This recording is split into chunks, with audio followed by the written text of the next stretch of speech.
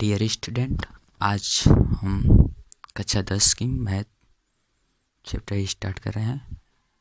First chapter real number यानी वास्तविक संख्या। चैप्टर स्टार्ट करने से पहले हम कुछ बेसिक जानकारी को बता दें। संख्या पद्धति क्या होती है, ठीक। सबसे पहले आता है नेचुरल नंबर यानी वास्तविक संख्या। वास्तविक संख्या में पहले नेचुरल नंबर है, ठीक, यानी प्राकृतिक संख्या। प्राकृतिक संख्या किसे कहते हैं? तो गिनती की संख्या को, जैसे 1 2 3 डॉट डॉट इनफाइनाइट को क्या कहते हैं? नेचुरल नंबर या प्राकृतिक संख्या कहते हैं। यानी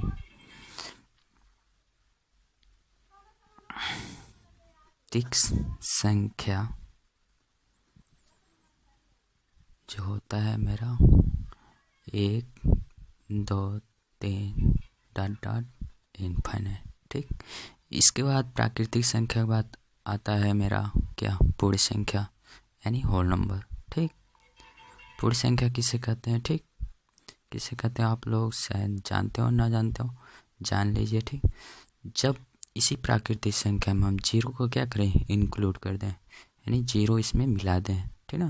यानी 0 1 2 3 4 डॉट डॉट इनफाइनाइट, तो इसे हम क्या बोलेंगे? पूर्ण संख्या, ठीक। अब इस पूर्ण संख्या में, ठीक, दो प्रकार के होते हैं, जैसे धनात्मक पूर्ण संख्या, ऋणात्मक पूर्ण संख्या, ठीक ना। यानी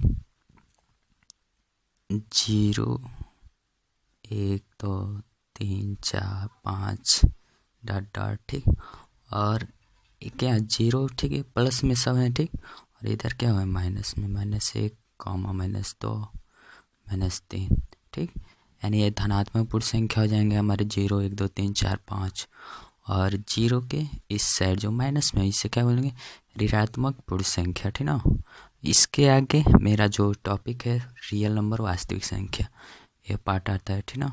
वास्तविक संख्या, तो वास्तविक संख्या किसे कहते हैं? वास्तविक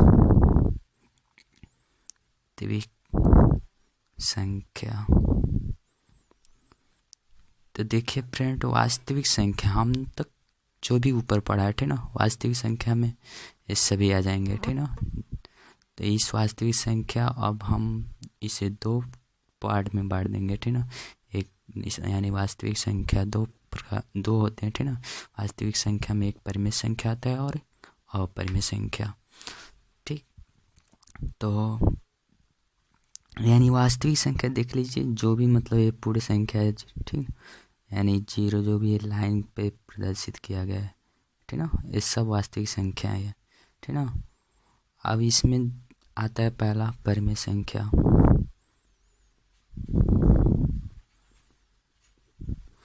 तो परिमेय संख्या किसे कहते हैं, ठीक ना।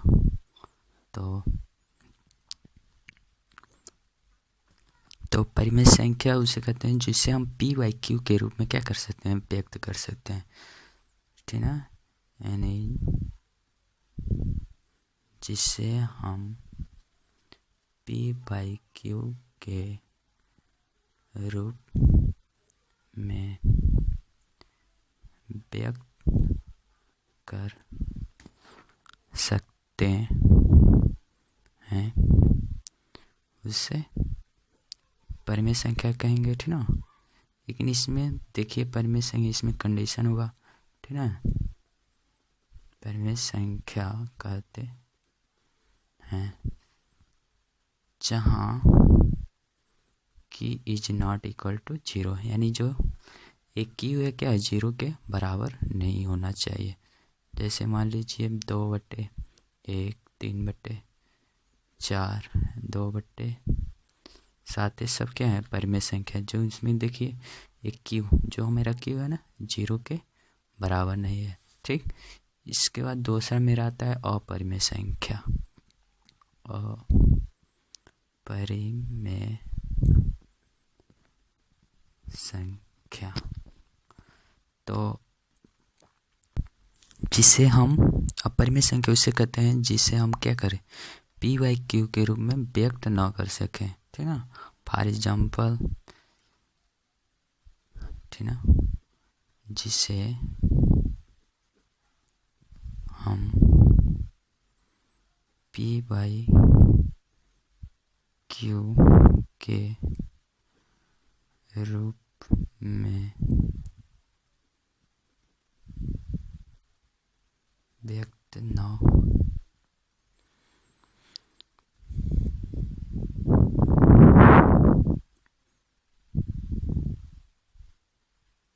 कर सकें, जहाँ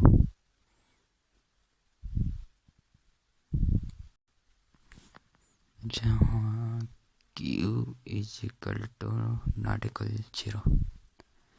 यानी कि देखिए परिमेय संख्या उसे कहते हैं जिसे P/Q के रूप में दिया हो, जहाँ Q = 0 है, यानी ये परिमेय संख्या है, ठीक ना।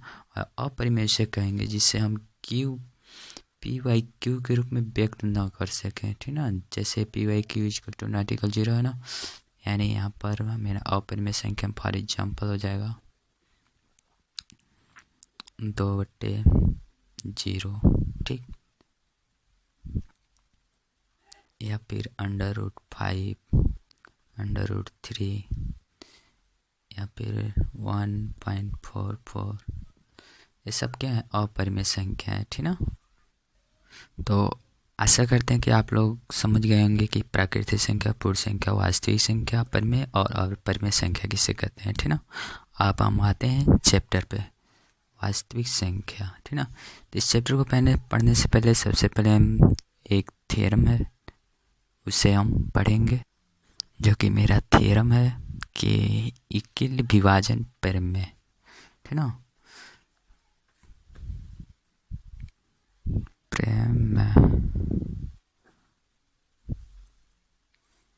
परिमेय मेरा क्या है?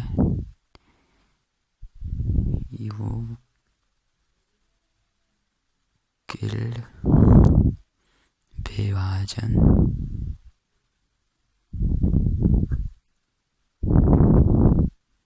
परिमेय।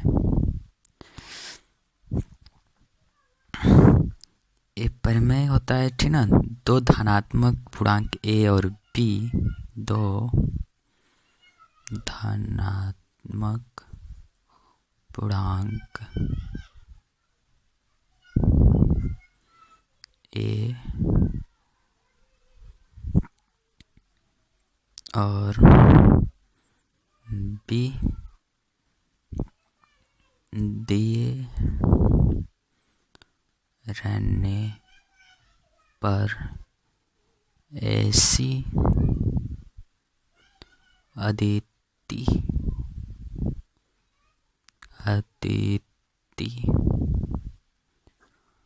पूर्ण संख्याएं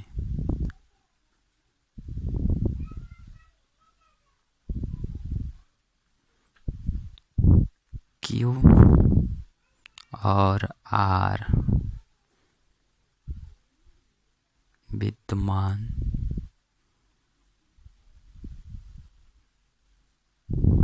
हैं कि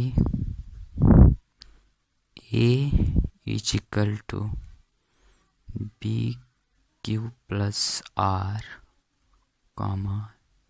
0 is less and equal to R and R is less to B। इसे आप लोग देखेंगे जो परिमेय बुक में दिया होगा, इसे हम समझा देते हैं क्या कह रहा है, ठीक। आप लोग पढ़े होंगे कि भाज्य = भाजक गुणे भागफल प्लस शेषफल। ये चीज़ यहाँ पे लिखा गया है, ठीक ना। यानी A और B हमारा दो संख्या है, ठीक ना। A और B दो संख्या है, ठीक ना। पढ़ें भाज्य = भाजक गुणे भागफल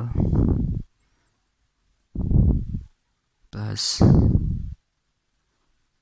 शेषफल, ठीक ना। तो यहाँ पर देखिए ये मेरा भाज्य है, ठीक, और B भाजक है और Q भागफल है और R मेरा शेषफल है। यही चीज़ यहाँ पे बता रहा है, ठीक ना। फॉर एग्जाम्पल मान लीजिए हम दो संख्या है, ठीक, 2 और 8, ठीक। अब मान लीजिए ये मेरा जो संख्या है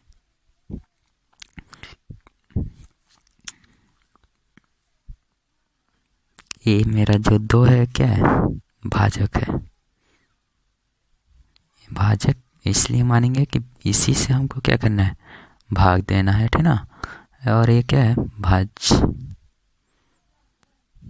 यानी कि इससे मान लीजिए 8 को हम अंदर ले लें, ठीक, और 2 से क्या करें, भाग दें, ठीक। तो कितनी बार में भाग जाएगा, 2 चौको 8 चला जाएगा ना, ठीक।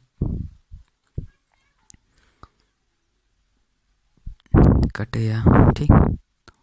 तो यही चीज़ यहाँ पर है, ठीक। ये मेरा क्या हो गया, भाजक हो गया, ठीक। और ये भाज्य और ये भागफल और शेषफल, ठीक ना। तो यहाँ पर मेरा को बता रहा है कि जो आर है क्या है, यानी जो रिमाइंडर आर है वो क्या होना चाहिए, 0 को बराबर हो, यानी आर हमारा कितना है, 0 है, ठीक ना। जो कि कंडीशन दिया है ना, आर इज इक्वल टू 0 या फिर यानी कि जो आर दिया हो क्या, 0 के बराबर हो और या फिर 0 से क्या हो, मेरा बड़ा होना चाहिए। और इस जो भाजक है बी, ठीक ना, इससे क्या होना चाहिए, छोटा होना चाहिए, यानी R is less than B, ठीक ना। ये चीज, इसी को हम क्या बोलेंगे, यूक्लिड प्रमेय विभाजन।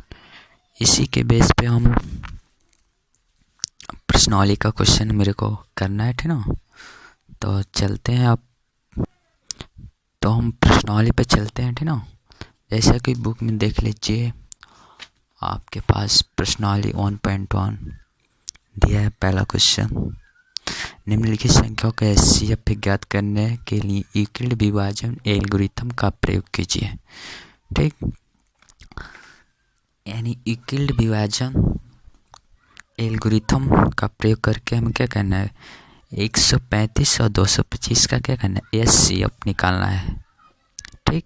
एचसीएफ निकालना है मेरे को यूक्लिड विभाजन एल्गोरिथम का प्रयोग करके 135 और 225। एचसीएफ में से क्या होता है, मौसा, यानी एचसीएफ हाईएस्ट कॉमन फैक्टर, ठीक। तो सबसे पहले देखते हैं, क्वेश्चन दिया है मेरे को, प्रश्नावली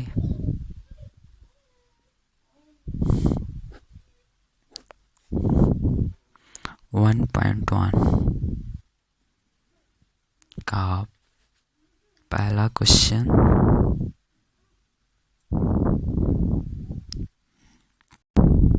तो देखिए, निम्नलिखित संख्याओं का एचसीएफ ज्ञात करने के लिए यूक्लिड विभाजन एल्गोरिथम का प्रयोग कीजिए, 135 और 225, ठीक। तो इसमें सबसे हम क्या करेंगे, सबसे पहले हम बड़ी संख्या को क्या करेंगे, भाज्य के रूप में लेंगे, ठीक ना। यानी कि 225 मेरा भाज्य हो जाएगा और 135 मेरा क्या हो जाएगा, भाजक के रूप में हो जाएगा, ठीक। अब हम भाग देंगे, कितनी बार में भाग जाएगा, लगभग एक बार में चला जाएगा। तो 135 घटाएंगे, कितना बचेगा, 0 नहीं जाएगा, हासिल, ठीक। 12 में 3 गया तो 9, यहाँ पे कितना आ गया, 0, ठीक। अब देखिए यहाँ पे 90 क्या है, रिमाइंडर बचा, ठीक ना। फिर से एक क्रिया फिर से क्या करेंगे, दोहराएंगे,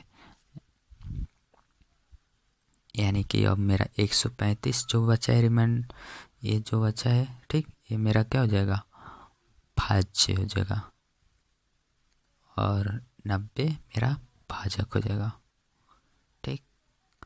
अब कितनी बार में भाग जाएगा, फिर से एक ही बार में जाएगा, ठीक। तो 90 माइनस करेंगे, कितना बचेगा, 5 और 13 में से गया तो 4, ठीक। अब फिर से जो बचा 90, ये मेरा फिर से क्या हो जाएगा, भाजक बन जाएगा, नहीं भाज्य बन जाएगा, और मेरा जो रिमाइंडर बचा है 45 से भाज्य हो जाएगा। ठीक, तो 90 मेरा भाज्य हो गया, 90 और रिमाइंडर जो 45 बचा तो क्या हुआ, भाज्य हो गया। ठीक, अब भाग देंगे, 2 बार में चला जाएगा। ठीक, यानी 45 दूना 90, ठीक 0, यानी कि 135 और 225 का जो HCF होगा, HCF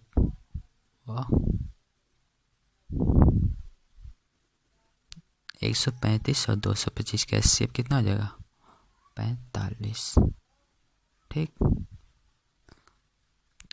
इसी प्रकार अगला क्वेश्चन कर लेना। ठीक, थैंक्स फॉर वॉचिंग।